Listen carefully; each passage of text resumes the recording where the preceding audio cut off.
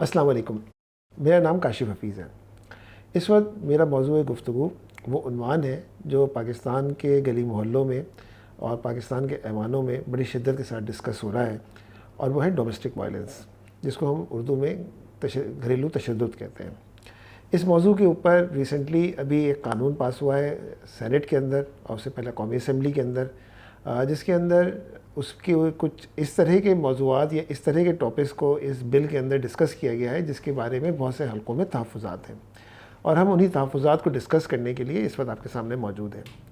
बुनियादी तौर पे डोमेस्टिक वायलेंस या घरेलू तशद्दुद को किसी तौर पे भी पसंद नहीं किया जाता, ना माशरती तौर पे, ना सकाफ़ती लिहाज से, ना तमद्दुनी लिहाज से, ना मजहबी लिहाज से। और मजहबी लिहाज से जब हम बात करते हैं और नबी करीम सल्लल्लाहु अलैहि वसल्लम के आखिरी खुतबे के अंदर जाते हैं, तो ये बात हमने पहले भी डिस्कस की है कि नबी करीम सल्लल्लाहु अलैहि वसल्लम ने आखिरी खुतबे के अंदर औरतों के हुकूक़ के बारे में जो गुफ्तगू की है वो बेमिसाल है, और जो औरतों को हुकूक़ मनजुमला इस्लाम में दिए हैं वो इंतहाई, जैसे आप कहें किसी दूसरे मज़ाहिब में इस तरह से नहीं दिए गए थे जिस तरीके से इस्लाम ने दिए। और औरतों का तहफ़्फ़ुज़ और औरतों पर तशद्दुद के ख़िलाफ़ और औरतों के हुकूक़ को किसी तौर पर भी ज़ख्म पहुँचाना इस्लाम के अंदर पसंद नहीं। ये बात हमें अच्छी तरह से पता है कि हमारे जो बड़े बड़े सियासतदान मौजूद हैं वो अपने घरों के अंदर औरतों को वो हुकूक़ नहीं दिया करते जो कि इस्लाम उनसे मुतालबा करता है, और जब वो ऐवानों में पहुँचते हैं तो अपने ख़्याल में वो ऐसे ऐसे कवानीन बनाते हैं कि जिसके बारे में आदमी अकल दंग रह जाती है और सर पीटने का दिल चाहता है। इस वक्त जैसा कि मौजू इस वक्त डोमेस्टिक वायलेंस है, हम इसकी ज़रा से हिस्ट्री से हम शुरू करते हैं और उसे समझने की कोशिश करते हैं कि डोमेस्टिक वायलेंस आया कहाँ से है और इसकी उन्माद की तारीफ़ क्या है। डोमेस्टिक वायलेंस तो इस बात में कोई शक नहीं कि हर घर की कहानी है, हर घर की नहीं है तो हर दूसरे तीसरे घर की कहानी है, और ये हमारे यहाँ इसको काबिल तहसीन बिल्कुल भी नहीं समझा जाता, इसको अच्छे तरीके से नहीं समझा जाता। लेकिन इस कहानी के अंदर क्या ऐसी चीज़ें हैं जिसको हम कानून साजी करके और मगरबी असरात के ज़रिए, मगरबी अफ़कार के ज़रिए और मगरबी सोच के ज़ेर असर रह के जिसके बारे में हम कानून साजी करते हैं और अपनी सकाफ़त, अपने तमद्दुन और अपनी माशरत को भूल के उनकी मगरब की सकाफ़त, तमद्दुन और तहज़ीब को जब फॉलो करने की कोशिश करते हैं और समझने की कोशिश करते हैं कि आज़ादी की डेफिनेशन वो है जो कि वहाँ की है और वहाँ पे जो कुछ भी है वो सब अच्छा है, और जनाब वो वहाँ पे जो कुछ भी हो रहा है वो ख्वाबों की दुनिया की चीज़ है, तो वो हकीकत नहीं है। हकीकत ये है कि वहाँ पे जो कुछ भी है वो झूठ, धोखा और तसन्नो है। और जब हम अपने मुल्क के, अपने पाकिस्तान, अपनी सकाफ़त, अपनी तहज़ीब और अपने मज़हब के लिहाज से चीज़ों को देखते हैं तो चीज़ें बिल्कुल दूसरी हैं। इसमें कोई शक नहीं कि इस कानून साजी के अंदर NGOs का एक बहुत वाइटल रोल रहा है, और ये NGOs ज़ाहिर बात है फ़ॉरेन फंडेड हैं, इनके अपने एजेंडाज़ हैं, इनकी अपनी चीज़ें हैं। इनके यहाँ बहुत सारे मर्द जो ख़वातीन की आज़ादी की बात करते हैं, लेकिन हकीकत यह है कि वो अपनी आज़ादी की बात करते हैं, वो ख़वातीन की आज़ादी की बात नहीं करते हैं।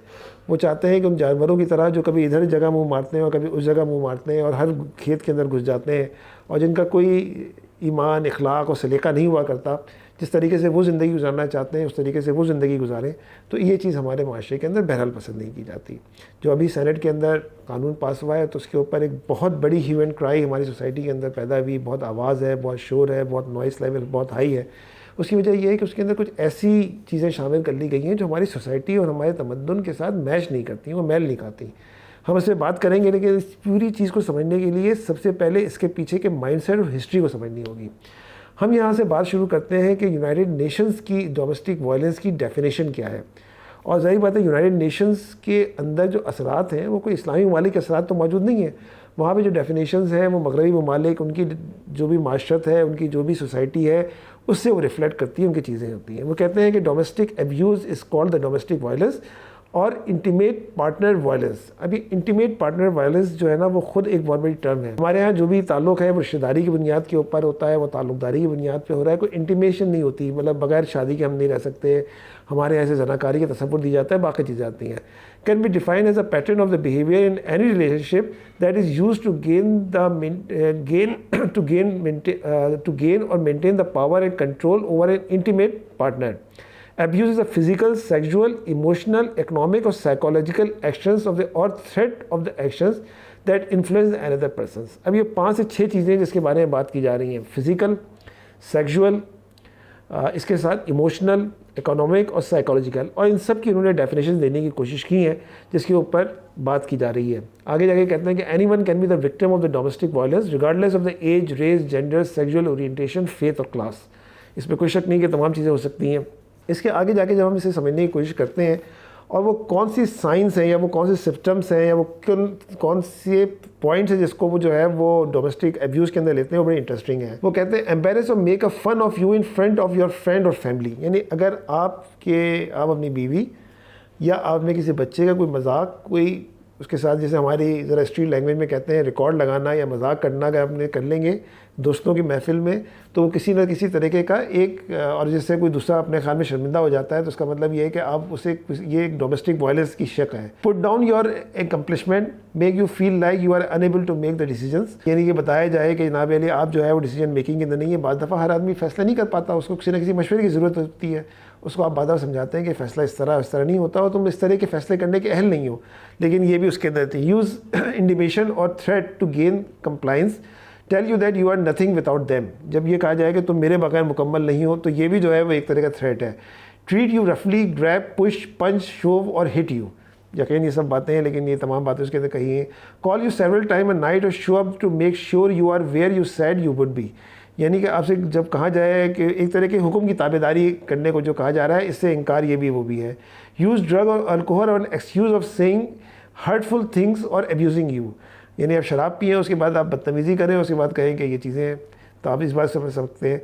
Blame you for how they feel और act, pressure you sexually for things you are not ready for, make you feel like there is no way out of the relationship, यही बताया जाए कि नहीं इस रिलेशनशिप को टूट नहीं सकती है, आगे नहीं कर सकती।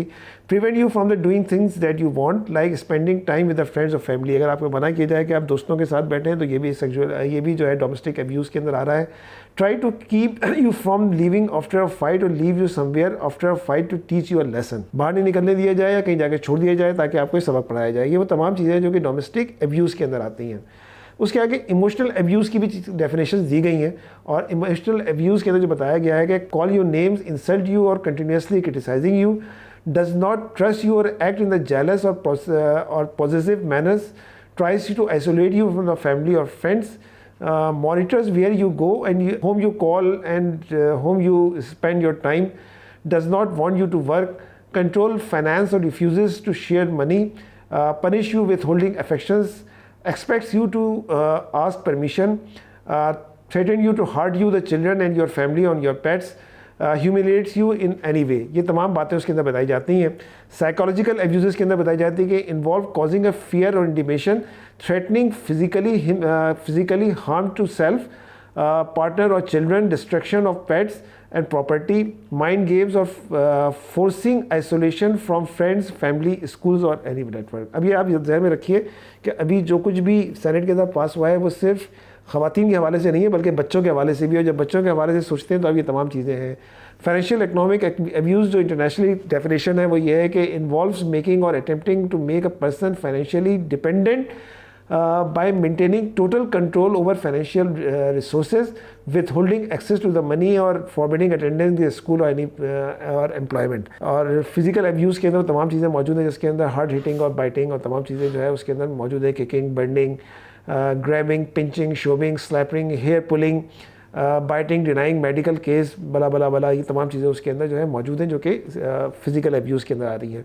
ये वो इंटरनेशनल डेफिनेशंस हैं। आगे जाके एक और चीज़ जो कि सेक्सुअल अब्यूज़ है। अब सेक्सुअल अब्यूज़ क्या है, उसके अंदर ये कि एक्यूजेज यू ऑफ चीटिंग और often jealous of your outside relationships. अच्छा, ये टेक्निकली सेक्सुअल अब्यूज़ नहीं है, इसकी डेफिनेशन ये एक इमोशनल है। एक्यूज़ ऑफ योर चीटिंग, अभी चीटिंग जो है वो खुद हमारी सोसाइटी का हिस्सा नहीं है, इस्लाम का हिस्सा नहीं है। हमारी सोसाइटी में जो है ना वफ़ादारी बड़ी अहमियत रखती है और वफ़ादारी के ऊपर कायम है। Wants you to dress in a sexual way, अब ये भी हमारे मज़हब से नहीं मिलता। Insult you in the sexual ways और calls you the sexual names, has ever force manipulated you into the having sex और performing sexual acts, holds you for down during sex, demand sex when you are sick, blah blah blah, hurts you with the weapons और object during sex, involve other peoples, ignore your feeling regarding sex. फिर एक और term जो उसके अंदर इस्तेमाल होती है वो स्टॉकिंग होती है। Stalking involves any pattern of the behaviour that serves no legitimate purpose and intended to harass, annoy, to terrorize the victim. Typical stalking activities including repeated telephonic calls, यानी अगर आप किसी को कॉल कर रहे हैं तो वो भी इसके अंदर जाती है। अनवेलकम लेटर्स और gifts by the mail, surveillance at work, home and other places that victims known to frequent stalking usually accelerate. यानी ये वो तमाम चीज़ें हैं जो कि उसके अंदर बताई गई हैं। इसके अंदर बहुत सारी चीज़ें हमारी सोसाइटी से मैच करती हैं, हमारी सोसाइटी से मैच नहीं करती। लेकिन इस तमाम चीज़ों को मद्देनज़र रखते हुए और इन तमाम चीज़ों को सोचते हुए हमारी जो सेनेट ने है, जब तो पहले कौमी असम्बली से और फिर सेनेट के अंदर जो है वो 21 जून को जो है वो बिल पास हो जाता है, जिससे सेनेट जो है वो पार्लियामेंट हाउस के अंदर पेश होता है। बड़ी इंटरेस्टिंग सी चीज़ है कि इस बिल की एक कॉपी जो है, जो कि सेनेट के अंदर, ये मैं आपको दिखा रहा हूँ, इसके अंदर जो है वो बड़े अहम नाम मौजूद हैं। इसकी जो कमेटी बनी हुई थी पार्लियामेंट के अंदर, तो उसके अंदर सबसे ऊपर जो नाम आपको लिखा हुआ नज़र आ रहा है वो सेनेटर वलीद इकबाल का है। और वलीद इकबाल की का तारुफ ये है कि वलीद इकबाल जो है वो अल्लामा इकबाल के पोते हैं। और अल्लामा इकबाल ने औरत के हुकूक़ के हवाले से, औरतों को और मगरब के हवाले से, किसी इकबाल के तस्वुर शाहीन के लिहाज से, इकबाल और मगरबी तहज़ीब के हवाले से, तो जो भी तमाम चीज़ें हैं उनके अंदर उनका कोई ना कोई तो परतव आना चाहिए था। लेकिन जब हम इसके अंदर जो चीज़ें शामिल की गई हैं और जब उन चीज़ों को देखते हैं तो बड़े अफसोस के साथ कहना पड़ता है कि इसके अंदर इस तरह की कोई चीज़ नहीं आई। फिर सेनेट के अंदर जब ये पास होता है तो उसके अंदर बहुत सारे लोगों के नाम, हमें जो है जनाब एजाज चौधरी का नाम भी नज़र आता है, जो साबका जमात इस्लामी से ताल्लुक़ रखते थे। और उसके अंदर जो बुनियादी तौर पे एक मुहावरतन एक बात कही जाती है कि जमात इस्लामी लोगों में से नहीं निकलती, लोग जमात इस्लामी से निकल जाते हैं। लेकिन ये कैसे थे कि जब ये करारदाद पास हो रही थी तो उनके ईमान नहीं हिला, और इस तरह के बेशुमार लोग उसके अंदर सेनेट के अंदर मौजूद थे, जिसके अंदर पीपल्स पार्टी के लोग भी थे। चलिए पीपल्स पार्टी की बात समझ में आती है, उसके अंदर मुस्लिम लीग नून के भी थे। और मुस्लिम लीग नून की अगर हम बात करें तो उसके अंदर बड़े फ़ख्र से कहते हैं ज़ुबैर साहब, जो कि साबिक़ गवर्नर सिंध थे, कि हम बहुत ही राइट की पार्टी से सेंटर राइट के अंदर आ गए, एक्सट्रीम राइट से सेंटर राइट के अंदर आ गए। तो लेकिन बहरहाल किसी न किसी राइट पे, लेकिन उन्होंने भी उसे एक्सेप्ट किया। इसके अंदर MQM भी शामिल थी, इसके अंदर PTI भी शामिल थी, इसके अंदर तमाम कॉम्परस तंजीमें मौजूद थी। अगर नहीं थे तो उसके अंदर वो लोग थे जो कि मजहबी तबका नहीं था। इसके अंदर जो है वो बहरहाल जमात इस्लामी के मुश्ताक साहब ने इसको बहुत ही, जैसे आप कहें कि हेड ऑन लिया और इसके ऊपर क्रिटिसाइज़ किया। इसके ऊपर JUI के भी अब्दुल करीम साहब ने जो है कोई ना कोई बात की। कहीं ना कहीं अहले हदीस के जो सेनेटर मौजूद हैं उन्होंने भी इसकी मुखालिफत की, एक मजहबी तबके ने इसकी मुखालिफत की, लेकिन अक्सरियत के साथ इसे कर लिया गया। किसी का ईमान नहीं हिला, किसी के दिल में कोई अफसोस नहीं हुआ, किसी के दिल में कोई परमिशदगी नहीं, किसी ने कोई तौबा की बात नहीं की। बहरहाल एक अवामी प्रेशर की बुनियाद पर बाबर अवान साहब ने इस बिल को वापस लिया। जब हम इस बिल को पढ़ने की कोशिश करते हैं उसके अंदर बड़े इंटरेस्टिंग एक चीज़ होती है। सबसे पहले वो डेफिनेशन देते हैं शुरू के अंदर, और वो कहते हैं एग्रीव पर्सन, यानी कि वो बंदा जिसके ऊपर अफसोस हुआ है, जो इसका जिसे आप ये कहेंगे मुतासिर है, means any women, child, any vulnerable person और any other person who is और has been in a domestic relationship with the respondent and who alleged to have been subjected to any act of the domestic violence by the respondent। आगे definition उन्होंने दी है child की, means by the person under the age of the 18 year living in the domestic relationship with the respondent and includes any adopted step or foster child। अब हमारे यहाँ वो जब हम अपनी बात करते हैं तो हमारे 18 साल का नौजवान होता है, 15-16 साल का नौजवान होता है। ये नहीं हुआ करता है कि वो जो है वो बच्चा है। अगर आप इसी चीज़ को देखें तो 2 दिन के अंदर ऐसी खबरें आई हैं जिसके अंदर कोई चाइल्ड एब्यूज़ हुआ है, और चाइल्ड एब्यूज़ को करने वाले जो लोग थे वो 15 और 16 साल के थे। तो जो 15, 16 और 17 साल के थे उनको हमारे TV के ऊपर मुल्ज़िमान बताया जा रहा है। अगर यही डेफिनेशन है तो उनको कहा जाए कि एक बच्चे ने दूसरे बच्चे के साथ कोई मसला किया, ये वाली ज़बान तो इस्तेमाल नहीं हो रही, उनको मुल्ज़िमान और अफराद करार दिया जा रहा है। तो ये ख़ुद हमारे अपने की कॉन्ट्रडिक्शन है जिनको हम महसूस नहीं कर रहे।